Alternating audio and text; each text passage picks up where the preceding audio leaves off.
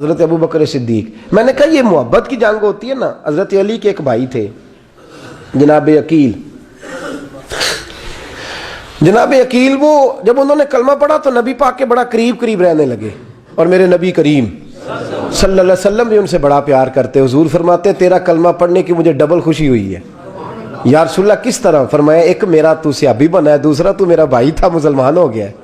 حضور بڑا پیار کرتے. اب یہ محبت جو ہوتی ہے نا اس میں دوڑ بھی لگتی ہے اور یہ بری نہیں ہوتی, یہ دوڑ بڑی اچھی ہوتی ہے. حضرت عقیل اب قریب رہنے لگے.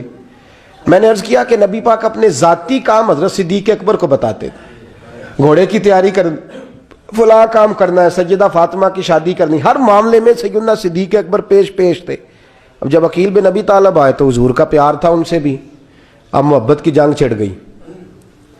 اب جناب عقیل کہتے ہیں میں کہنے لگا یار یہ کہیں پیچھے ہوتا ہی نہیں, ہر معاملے میں اسے پیچھے بٹھاؤ بھی تو آگے آ جاتا ہے, اس نے کیا کمال کر دیا ہے. کہتے ہیں آہستہ نا میں جوان تھا, ابھی نوجوانی کا عالم تھا, تو وہ خاص پہلو میں سمجھنے سے ابھی قاصر تھا. توجہ ہے آپ کی؟ کہتے ہیں ایک دن نا بڑی باتوں میں حضور فرماتے ابو بکر میرا گھوڑا تیار کرو, تو کہتے ہیں میں دوڑ کہتا تو چھوڑ میں کرتا ہوں. کہتے ہیں وہ چپ کر جاتے. جتنی جگہ وہ مجھ سے بن سکا میں نے روکا.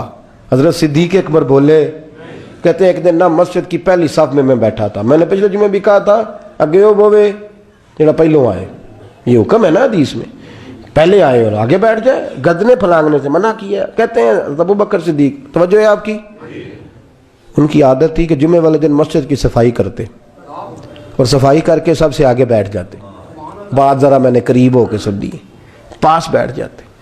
عقیل بن ابی طالب کہتے ہیں میں بھی آیا سیدنا صدیق اکبر, اور مجھے کئی دنوں سے جلال تھا کہ یہ پیچھے ہوتا ہی نہیں. کہتے ہیں میں آیا تو حضرت ابو بکر آگے بیٹھے تھے, تو میں نہ جان بوجھ کے, بچہ تھا اور محبت تھی سرکار سے, ابو بکر سے بغض نہیں کوئی, خدا رہا اس بات کو ضرور ذہن میں رکھیں. فرماتے میں نے کہا ابو بکر اٹھ. مزے کی بات یہ ہے کہ جس مسجد میں صدیق اکبر بیٹھے ہیں اس کی جگہ بھی انہوں نے خرید کے دی ہے. مسجد نبوی کی زمین کی سب سے پہلی رقم حضرت ابو بکر صدیق نے ادا فرمائی. اٹھ. کہتے اٹھے, پیچھے چل. توجہ ہے آپ کی؟ آنکھ کے تو ویکھے کو کسی نے, پاویں ماڑا ہوئے تو پاویں تو چھوٹا بندہ آکھے تو پھر تو دی خیر ہی نہیں, عمر میں چھوٹا ہو یا مال میں. اٹھ چل پیچھے. اللہ اکبر. حضرت علی دیکھ رہے تھے. کہتے ہیں سیدنا صدیق اکبر اٹھے, پچھلی صف میں, پھر اس سے پچھلی صف میں, پھر اس سے پچھلی صف میں, 7ویں صف میں پہنچ گئے اور وہاں ہاتھ باندھ دیے. کہنے لگے شہزادے اجازت دے تو یہاں بیٹھ جاؤں, تو رسول اللہ کا خاندان ہے, اجازت دے تو یہاں بیٹھ جاؤں. حضرت عقیل کہتے ہیں بیٹھ جاؤ. حضرت ابو بکر صدیق چپ کر کے پیچھے مل جائے وہی کافی ہے. 7ویں صف میں شہزادے یہاں بیٹھ جاؤں. میں بیٹھ جا. وہاں بیٹھ گئے, نماز جمعہ پڑھا, سب چلے گئے. حضرت علی حضور کی بارگاہ, یا رسول اللہ عقیل کو تو کچھ سمجھائے. حضور نے فرمایا کیا ہوا؟ کہ حضور اکثر ابو بکر صدیق سے یاڑ جاتا ہے, آج بھی پہلی صف سے اٹھا کے 7ویں صف میں. شکایت تو حضرت عقیل کی لگ رہی ہے نا, اور حضور فرماتے علی تو عقیل کی چھوڑ, بتا ابو بکر نے کیا جواب دیا ہے. تو ابو بکر کی بتا, تو اس کی چھوڑ, تو اس کی, تو میرے دوست کی, میرے یار کی, میرے خلیل کی بتا. تو حضرت علی رو پڑے, کہنے لگے محبوبہ ابو بکر جیسا درد کہاں سے ڈھونڈ کے لائے. تو چپ کر کے 7ویں صف میں گیا اور اس نے کہا تو خون رسول ہے, تیری نسل پاک میں ہے بچہ بچہ نور, تو ہے نے نور تیرا سب گھران. چپ کر کے بیٹھ گئے. حضور نے فرمایا بلاؤ ابو بکر کو, عقیل کو بھی بلاؤ. دونوں آ گئے. حضور نے فرمایا ابو بکر جمعے میں کیا ہوا ہے؟ عرض کی حضور کچھ بھی نہیں.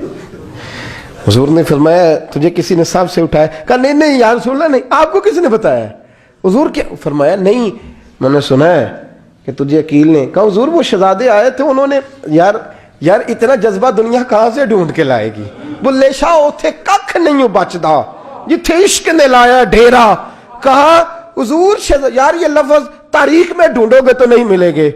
میرے ابو بکر صدیق کیا فرماتے ہیں؟ کہا حضور وہ نسل رسول کا شہزادہ ہے نا, اس نے ابو بکر کو 7ویں صف میں ابو بکر کا بیٹھنا پسند کیا تو ابو بکر راضی ہے. حضور اس نے یہاں بیٹھنا پسند کیا, تیری نسل پاک میں بچہ بچہ نور, تو ہے نے نور تیرا. اور کہا حضور وہ خاندان ہے, میں خادم ہوں, فرق تو ہے نا. تو وہ خاندان ہے، میں خادم ہوں۔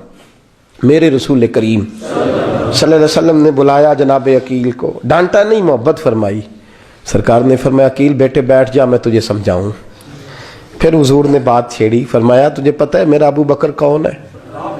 عرض کی حضور میں، فرمایا نہیں سن، مکے میں سارا مکہ میرا دشمن تھا، یہ میری تنائیوں کا دوست تھا۔ فرمایا لوگ تلواریں لے کے آتے تھے مجھے مارنے، اور اس کی تلوار اٹھتی تھی، کہتا تھا پہلے میں مروں گا پھر کوئی مصطفیٰ تک جائے۔ تجھے پتہ ہے یہ کون ہے؟ حضرت ابو بکر صدیق ہاتھ باندھے، حضور میں نوکر ہوں یا رسول اللہ، میں نے کوئی شکایت ہی نہیں کی۔ فرمایا عقیل یار ادھر بیٹھ بیٹے، میں تجھے بتاؤں۔ کہا لوگ مجھے شیب ابی طالب میں قید کر آئے تھے، میری بیٹیاں پتے کھا کے گزارا کرتی تھی، یہ ابو بکر تھا پورے مکے میں جو ظلم سہ کے میرے تک غلہ اور اناج لے کے آتا تھا۔ فرمایا عقیل ادھر آ، میں تجھے بتاؤں، تیرا خاندان تیرا قبیلہ سوائے مولا علی شیر خدا کے، فرمایا وہ سب لوگ میرے ساتھ پیار کرتے تھے، ہمارے اوپر انہوں نے مکے کی زمین تنگ کر دی۔ فرمایا میں مکے سے نکلا تھا، ابو بکر کی بیٹی غار ثور میں کھانا پکا کے لاتی تھی، اس کا بچہ بکریوں کا دودھ لے کے آتا تھا۔ فرمایا یہ جان پہ کھیل کے میری نگرانی کرتا تھا۔ فرمایا تجھے پتہ ہے جس جگہ تو بیٹھا ہوا ہے نا، یہ مسجد کی زمین بھی ابو بکر صدیق نے خرید کے دی۔ حضرت سیدنا عقیل یا رسول اللہ غلطی، حضرت ابو بکر کہتے ہیں حضور واللہ و رسول و منو، میرے اوپر اللہ رسول کے احسان ہے۔ آخری لفظ میرے حبیب نے کہے، حضور نے فرمایا عقیل میرے پاس جس کے بھی پیسے آتے ہیں میں بگانے سمجھ کے خرچ کرتا ہوں، میں کہتا ہوں فلانے کے ہیں، وہ پوچھے گا کہاں لگے، لیکن ابو بکر کے پیسے آتے ہیں تو میں اپنے سمجھ کے خرچ کرتا ہوں۔ اور میرے رسول کریم صلی اللہ علیہ وسلم نے فرمایا میرے ساتھ جس نے نیکی کی میں نے بدلہ چکا دیا ہے، ابو بکر کا میں نے بدلہ دیا ہی نہیں۔ قیامت کے دن جب سب جنت میں جانے لگیں گے تو میں اس کا بازو تھام کے اللہ کی بارگاہ میں لے جاؤں اور میں کہوں گا یا اللہ میرے مولا، کلمہ پڑھنے سے لے کر غار تک، غار سے بدر تک، بدر سے احد، حنین، خندق، تبوک اور مزار تک، یا اللہ اس کی بڑی نیکیاں ہیں، اسے تو ہی بدلا عطا فرما۔ میرے دوستو یہ رنگ حضرت سیدنا صدیق اکبر، بس وہ اقبال نے کہا کہ صدیق کے لیے ہے خدا کا رسول اور اس سے آگے پیچھے کچھ نہیں۔ یہ جو ماننے کا انداز ہے نا، یہ دیکھیے نا، حضرت ابو بکر صدیق، بڑی دفعہ آپ نے بات سنی ہے لیکن اس بات کی لذت بڑی شاندار ہے۔ حضرت عمر نے طبیب بلایا ہے ابو بکر کو دکھانے کے لیے ملک شام، پہلے مانتے نہیں تھے، مولا علی کی سفارش ڈالی، پھر دونوں لے کے آئے، سیدنا علی المرتضیٰ بیٹھے ہیں، حضرت عمر بیٹھے ہیں، کہتے ہیں طبیب کو چیک کرو، ملک شام کا بڑا ڈاکٹر ہے۔ چیک کر لیا تو ڈاکٹر کہنے لگا کوئی مرض نہیں، کوئی تکلیف نہیں، کمزوری بڑی ہے، کمزوری بڑی ہے، ان سے پوچھے انہیں کیا مرض ہے۔ تو حضرت عمر کہنے لگے یار بول کیا مسئلہ ہے تجھے، کیوں اتنا کمزور، اتنا بیمار رہتا ہے، کیا پرابلم ہے، کیا مسئلہ ہے؟ تو حضرت ابو بکر صدیق نے آنکھیں کھولیں اور کہنے لگے عمر تو قسم اٹھا کے بتا، تجھے پتا نہیں مجھے کیا مسئلہ ہے؟ تو اٹھا نا قسم، جنہاں دے دل بر جانی وچھڑن، کون روے پھر تھوڑا، سب روگاں دائی روگ محمد جس کا نام وچھوڑا۔ تجھے نہیں پتا تو بول، اگر خبر ہے تو پوچھتا کیوں ہے؟ میرے دوستو کمال دیکھو، مدینے میں آج بھی مصطفیٰ کو سلام کرو تو ساتھ ہی صدیق اکبر لیٹے ہوئے، ساتھ ہی لیٹے ہوئے مدینے میں۔ ابو بکر صدیق روز رات کو جا کے اس کے گھر کا کام کاج کر کے آتے۔ کام بتاؤں کیا تھا اس کا؟ جاگ رہے ہیں آپ لوگ؟ اس زمانے میں نا لوگ باتھ روم گھر میں بنا لیتے تھے، شاید پرانے لوگوں نے دیکھے ہوں، وہ اس کے اندر ہی پیشاب پخانہ رہتا تھا، وہ آتے تھے ملازم تو وہ اٹھا کے باہر پھینکا کرتے تھے۔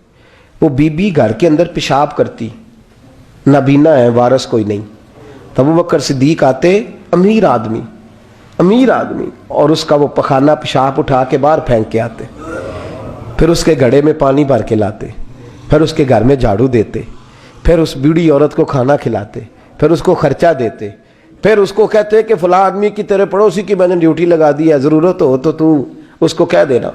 بڑے زمانہ خدمت کی۔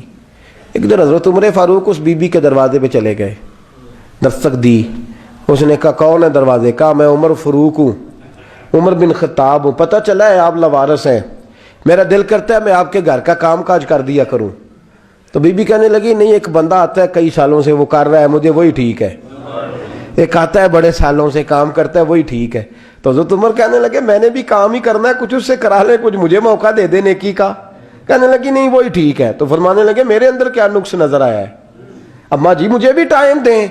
تو بی بی کہنے لگی نہیں وہی صحیح ہے۔ حضرت عمر جذباتی آدمی تھے، جلالی آدمی تھے، کہنے لگے میں نے کہا نہیں مجھے بتاؤ میں کیوں نہیں کر سکتا۔ تو بوڑھی اماں کہنے لگی تجھ میں اور اس میں فرق ہی بڑا ہے۔ کہا وہ کیوں؟ کہنے لگے اتنے سال ہو گئے اسے آتے ہوئے، اتنے سال، تو پہلے دن آیا ہے اور آتے کہہ رہا ہے میں عمر بن خطاب ہوں، اپنا نام بتا رہا ہے، سالوں ہو گئے میں روز پوچھتی ہوں تیرا نام کیا ہے، وہ بتاتا ہی نہیں۔ وہ کہتا ہے اماں میں کام صحیح کرتا ہوں تو نام کو چھوڑو، نام بتا کے کیا کرنا ہے۔ فرمایا یہ تھوڑا فرق ہے، اس نے اتنے سالوں میں نام نہیں بتایا اور تو پہلے دن ہی آگے کہہ رہا عمر بن خطاب ہوں، تو ابا جی کا بھی نام بتا رہا ہے، میں نے نہیں کام کرانا، مجھے وہی صحیح ہے۔ نام نہیں بتاتا، نوکری پوری کر جاتا ہے۔ حضرت سیدنا عمر فاروق فرماتے ہیں میں تہجد کے وقت جھاڑیوں میں چھپ کے بیٹھ گیا، کہتے مسجد نبی سے وہ شخص نکلا، چہرے پہ نقاب، پیروں سے ننگا، اور میں نے اس شخص کو خرامہ اس بوڑھی عورت کے گھر کے قریب جاتے دیکھا، تو پیچھے سے جا کے میں نے کہا او مسافر چہرہ تو دکھا۔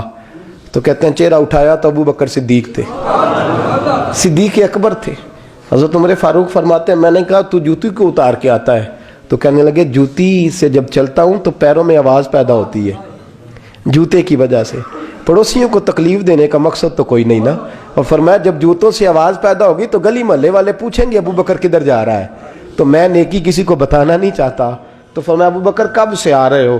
فرمایا چھوڑ عمر، بس دعا کر رب میرا آنا قبول فرما لے، تو دعا کر سرکار کی بارگاہ میں حاضری صحیح لگ جائے، چھوڑ میں کب سے آ رہا ہوں، کس وقت سے آ رہا ہوں، اس مسئلے کو چھوڑ، تو یہ دیکھ پانی پر نسویلیاں رنگا رنگ کڑے پرے آؤ سدا جانیے جس دا توڑ چڑھے۔ یہ بات آپ نے درجنوں بار سنی ہے، لیکن اس پر غور تو کرو میرے دوستو کہ حضرت عمر فاروق فرماتے ہیں جن دنوں تبوک کے لیے میرے نبی نے اعلان فرمایا میرے حالات اچھے تھے، ابو بکر کے اچھے نہیں تھے، مالی حالات کمزور تھے، کچھ مسائل تھے، میرے اچھے تھے۔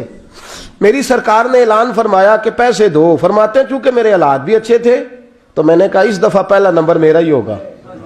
فرماتے ہیں آدھا مال گھر کا، یہ بھی بڑی دلیری ہے۔ کتنا؟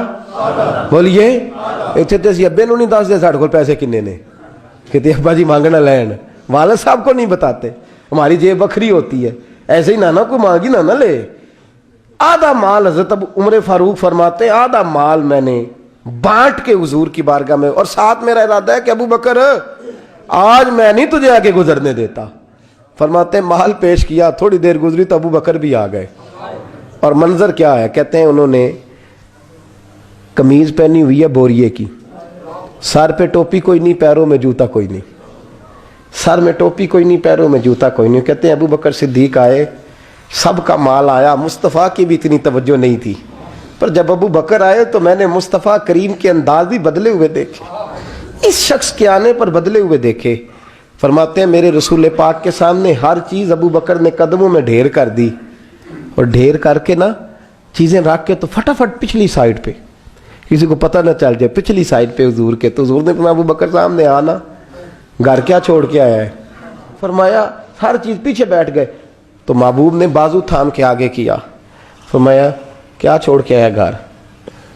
یہ اس بات پہ بات آپ نے پہلے بھی سنی ہے، لیکن ان لفظوں پہ غور کرو۔ ابو بکر نے یہ نہیں کہا حضور کچھ بھی نہیں میں سارا کچھ لے، یہ لفظ کہا ہی نہیں۔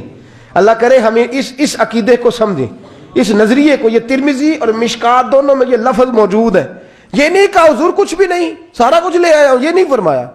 حضور نے فرمایا ابو بکر کیا چھوڑ کے آئے ہو گھر؟ توجہ ہے آپ کی؟ لفظ دیکھیں، کہا ما ابقیت اللہ و رسولہ، یا رسول اللہ گھر میں خدا کو بھی چھوڑ آیا ہوں، محمد مصطفیٰ کو بھی